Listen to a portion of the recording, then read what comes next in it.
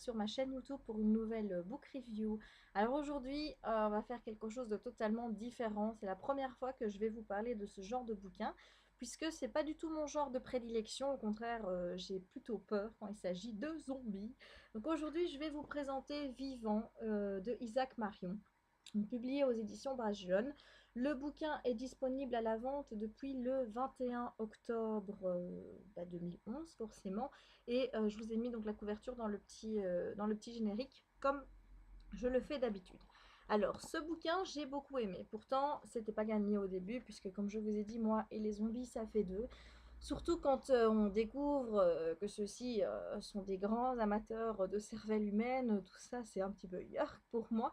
Donc j'avais vraiment beaucoup d'a priori et finalement je suis bien rentrée dans l'histoire, je suis bien rentrée dedans et j'ai beaucoup aimé. Alors l'histoire justement, eh bien le narrateur c'est un zombie, il s'appelle R. Il se souvient plus de sa vie d'avant, il se souvient même pas de son prénom, il n'a pas de souvenir, il a rien du tout. Parfois il y a des petites bribes qui reviennent, mais en général, il n'arrive déjà pas à les rattacher à quoi que ce soit. Donc R, eh bien, comme tous les zombies, il végète un petit peu dans un aéroport entre différentes parties de chasse où il va chercher après de la cervelle humaine pour se nourrir. Mais R, il est différent. C'est pas un zombie comme les autres. Quoi qu'il en soit, peu importe qu'il n'ait plus de souvenirs, il n'a pas envie de vivre comme un zombie, il veut que les choses changent. Et les choses vont vraiment changer pour lui quand il va faire la connaissance de Julie, qui est une humaine pleine de vie. Et lors d'un raid, quand ses amis zombies vont commencer un peu à dévorer tout le monde aux alentours, lui, il va s'éprendre un petit peu de Julie, il va vouloir la protéger et la sauver. Et il va la prendre avec lui pour la ramener dans son Boeing, puisqu'il vit dans un Boeing 747. Et de là, va naître une belle relation entre deux. Voilà, donc ça c'est vraiment le pitch global du bouquin. Le reste, vous allez tout découvrir par vous-même évidemment. Alors, qu'est-ce qui m'a plu dans ce roman? Déjà, ce que j'ai bien aimé, c'est que Isaac Marion, il a une écriture qui est vraiment magnifique. Mais alors, vous avez vraiment un antagonisme qui est quand même très prononcé entre R, le zombie, qui ne sait pas aligner plus de 4 syllabes quand il parle, donc il a beaucoup de mal à s'exprimer. Déjà qu'il parle beaucoup plus que ses autres amis zombies qui eux se contentent en général de faire gros comme ça. Et le grand antagonisme en fait, ou le grand paradoxe plutôt, c'est qu'en fait R, quand il vous raconte son histoire, et bien là c'est vraiment un langage qui est poétique, qui sort du rêve en fait. Donc comme R est un grand rêveur et qui veut vraiment vivre autre chose que cet état zombie, il veut pas rentrer dans la décrépitude en commençant donc à être décomposé comme ça petit à petit. Non, lui ce qu'il veut, c'est qu'il veut toujours se sentir vivant. Et de fait, il a une écriture qui ressort, donc quand il nous parle, ça ressort vraiment du rêve et ça se ressent dans l'écriture poétique d'Isaac Marion. Donc moi, c'est déjà ça qui m'a beaucoup plu, c'est cette différence donc, entre le fait du zombie qui n'arrive pas à s'exprimer, mais quand il parle à son lecteur, là, on le comprend, il nous exprime les choses avec beaucoup de simplicité, beaucoup de sincérité, et ça, c'est très touchant. Voilà, donc ça, c'est vraiment un des plus gros points pour moi, c'est cette écriture un petit peu de rêve, raconté par un zombie. Ça m'a vraiment énormément plu. Alors ce que j'ai également plu, c'est un petit peu le cheminement de l'histoire. C'est-à-dire qu'au début, je m'attendais pas du tout à aimer. Quand on rentre dans l'histoire, il y a vraiment une ambiance morbide, hein. Ça, c'est pour vous dire, on est vraiment plongé à 100% dans une ambiance qui vous fout les boules, qui vous met mal à l'aise, parce que vous sentez qu'il y a plus d'espoir, qu'il n'y a plus rien. Vous avez un monde où les humains sont terrés dans un stade et où ils essayent de survivre. Et à côté de ça, vous avez des zombies, on vous les présente vraiment comme ils sont, vous arrivez vraiment à vous les imaginer, mais le tout ressort vraiment dans une ambiance de mal-être, de malaise, qui est ressentie par le lecteur et qui est vraiment, qui se sent vraiment très mal par rapport à ça. Et c'est vrai qu'en plus de ça, quand on voit les premiers chapitres où on vous emmène en ville bouffer de la cervelle, moi très peu pour moi, comme je vous l'ai dit. Et puis après, il va y avoir un changement qui s'opère un petit peu avec l'arrivée de Julie, justement. À ce moment-là, R va vraiment changer d'état d'esprit. C'est-à-dire que dans sa tête, au tout début, je vous dis, il n'y a plus d'espoir, il n'y a plus rien. Il est vraiment condamné dans cet état de zombie. Et puis, petit à petit, déjà un peu avant Julie, mais une fois surtout que Julie est là, On va voir vraiment un changement s'opérer en lui et il va le dire lui-même, moi vouloir changer. Donc c'est ça qui m'a vraiment énormément plu, c'est qu'on est vraiment parti dans quelque chose de très dark, de très très sombre, qui met vraiment mais mal à l'aise et qui vous fout les chocottes, pour après arriver dans quelque chose de très beau, dans une histoire qui se déroule tout en douceur, avec des personnages qui s'apprécient, qui s'appréhendent l'un l'autre. Moi, ça m'a vraiment énormément touchée. Voilà, donc ça, c'est vraiment aussi un des gros points forts, avec évidemment le message qui passe en toute fin de roman, parce qu'on se rend compte que là, on n'est pas face à un roman zombie, où tout il y a de la baston, où les vivants essayent de s'en sortir contre les morts vivants qui veulent leur bouffer la cervelle. On est vraiment loin de ça. Au-delà de cette histoire de bêtes zombies, ben, il y a quoi? Il y a de la tolérance, il y a un message, un gros message de tolérance, un message qui vous dit mais arrêtez de vous baser sur des a priori, sur vos jugements préfabriqués, allez au-delà. Et si vous voulez vous en sortir, eh bien, tenez la main à la personne que vous jugez différente de vous pour ensemble construire quelque chose où chacun y trouvera son compte et on n'est pas forcément ennemis. Donc moi, c'est ça qui m'a vraiment touchée, c'est ce message en fin de roman qui passe et qui reluit sur tout le livre. C'est vraiment une belle Je leçon de n'adhère pas non tolérance. plus à 100% à tout, c'est que pour moi, il y a deux gros manques. Le premier, c'est qu'on vous dit qu'il y a quelque chose donc, qui est survenu, un virus. Voilà, on vous dit qu'il y a un virus qui a fait qu'à un moment, les gens se sont transformés en zombies et se sont relevés après être morts. Mais pourquoi? Pourquoi le virus? Comment il est arrivé là?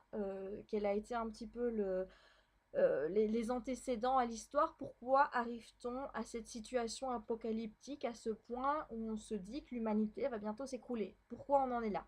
Ça me manque. J'aurais aimé savoir pourquoi. Maintenant, je me rends bien compte que ce n'était pas possible de tout savoir non plus, puisque R ne se souvient pas de sa vie d'avant. Donc évidemment, avant de devenir un zombie, il ne sait plus ce qui s'est passé.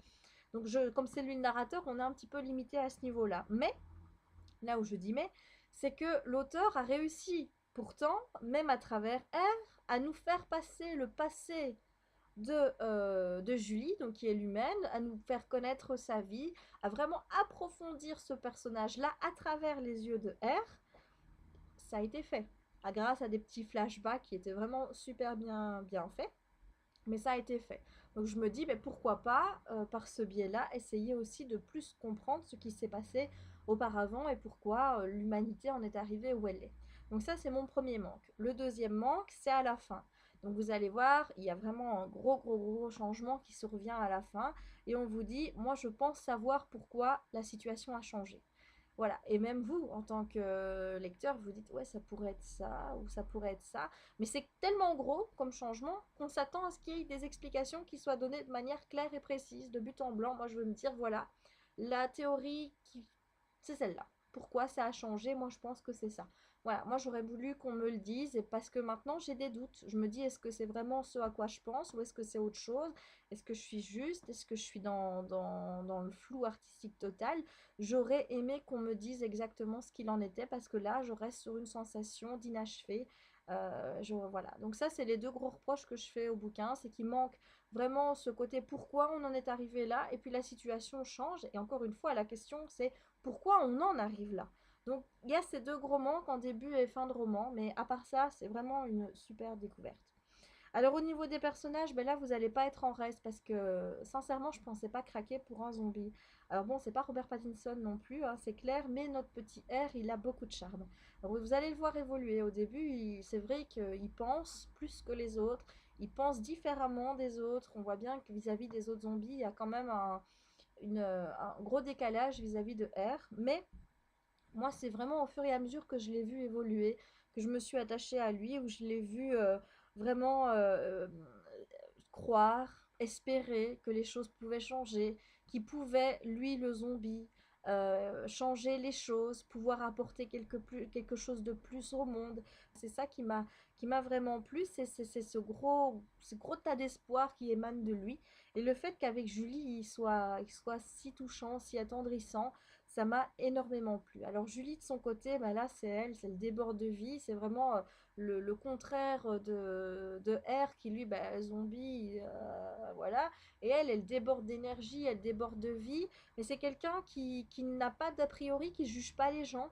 Voilà, au début, elle aurait pu aussi mourir de peur d'être enfermée dans ce Boeing avec le zombie, mais au contraire, même si elle a peur, elle va essayer d'aller vers lui, de lui parler, pas de se renfermer. Donc moi, c'est ça qui m'a plu, c'est un personnage qui est tolérant vis-à-vis des autres et qui ne se laisse pas enfermer dans des catégories, dans des petites caisses en disant, voilà, ça c'est ta catégorie, ça c'est une autre catégorie, et là il y a la catégorie des méchants et tu peux pas.